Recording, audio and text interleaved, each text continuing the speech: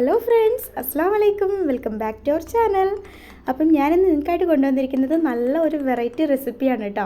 Fish ഇല്ലാത്ത fish fry. കേൾക്കാൻ തന്നെ രസമുണ്ടല്ലേ.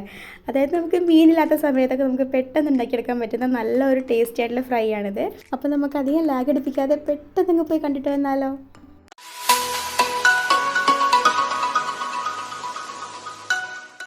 അപ്പോൾ നമ്മുടെ ഫ്രൈക്ക് വേണ്ടിയിട്ട് നമുക്ക് വേണ്ടത് വഴുതനങ്ങയാണ്. അപ്പോൾ വഴുതനങ്ങ അത് നന്നായിട്ട് ഇതുപോലെ ചെത്തി കനം കുറച്ച് അരിഞ്ഞു വെച്ചിട്ടുണ്ട് കേട്ടോ.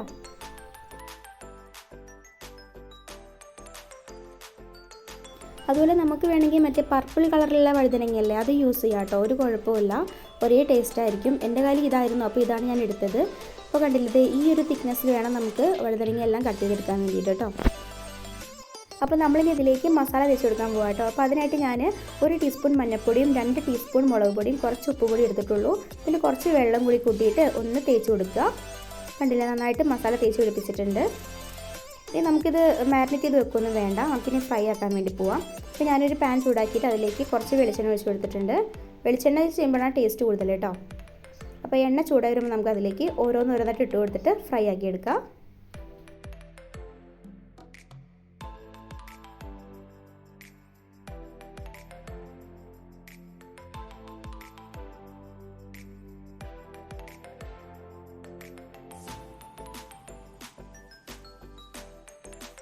ഒരു വശം നന്നായിട്ട് മുരിഞ്ഞ് വരുമ്പോൾ നമുക്കതൊന്ന് മറിച്ചിട്ട് കൊടുക്കാം.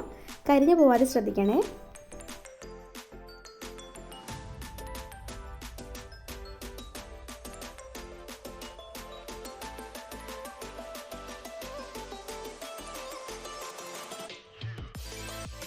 അങ്ങനെ 2 വശം നന്നായിട്ട് മുരിഞ്ഞ് കിട്ടിയിട്ടുണ്ട്. നമുക്കൊന്ന് വറുത്ത് കോരി മാറ്റാം. ഇനി നമുക്ക് ബാക്കിയുള്ളതും കൂടി ഇതുപോലെ വറുത്തെടുക്കാം.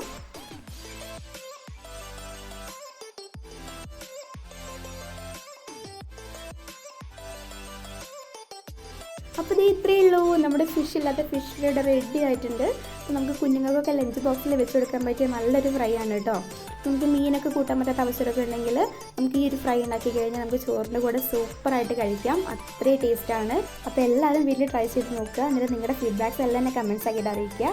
അതുപോലെ എൻ്റെ വീഡിയോ നിങ്ങൾക്ക് ഇഷ്ടപ്പെട്ട് കഴിഞ്ഞാൽ എനിക്ക് ലൈക്ക് ചെയ്ത് തരിക. അതുപോലെ എൻ്റെ ചാനൽ ആദ്യമായിട്ട് ആരെങ്കിലും കാണുന്നവരുണ്ടെങ്കിലോ സബ്സ്ക്രൈബ് ചെയ്യാതെ കാണുന്നവരുണ്ടെങ്കിലോ എന്നെ ഒന്ന് സബ്സ്ക്രൈബ് ചെയ്ത് സപ്പോർട്ട് ചെയ്യണം കേട്ടോ.